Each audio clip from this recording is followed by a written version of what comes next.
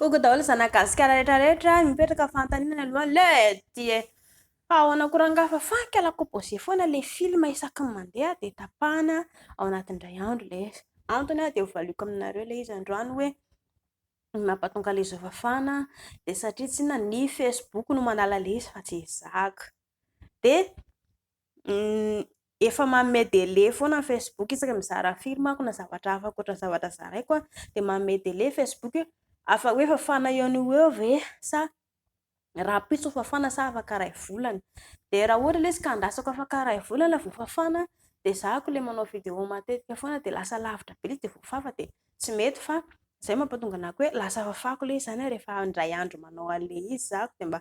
moramora aminah kokoa. Hitanareo rehefa manao zavatra dia mba manao zavatra tsikelikely satria ianao raha vao ohatra ke manao zavatra atambatra ao le kamo velo eo anao fo marina kamo foana nefa misy zavatra tokony atao dia lasa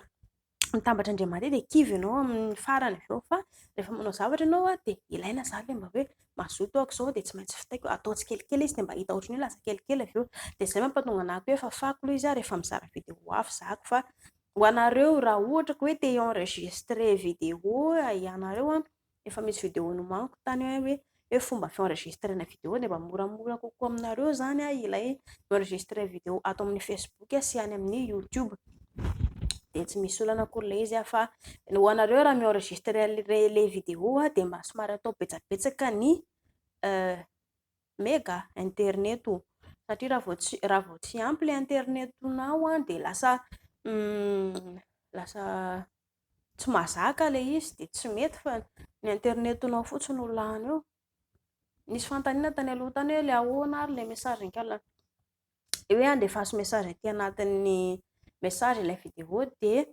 ny Facebook fo kely 200 MB 200 MB ngamba izay ihany no afaka alefa any anatin'ny message dia kanefa ny ankamaroan'ny vidéo zay zaraiko dia mihoatra ny 800 na 900 MB any ho any na mahery kokoa dia tsy mety le satria mavesatra dia tsy maintsy annuler ahenany tsy mandeha ozy au Facebook dia tsy afaka manao ninino zaka nareo nefa miandry le izy fa ny tsara ataonareo zany dia mienregistrer le vidéo zay zaraina dia afaka mijery anareo avy eo mbola ataoko le vidéo le fienregistrena le izy dia amin'izay mba moramora aminareo koa manao le izy na hoe any amin'ny cyber anareo no manao le izy dia tsy maninona fa atoroko raha le fomba fanaovana anazy dia zay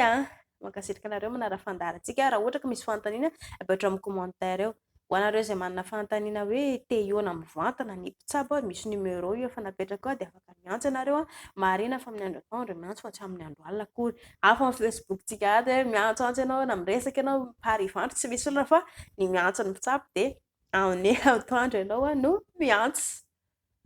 Mankasitraka tompoko.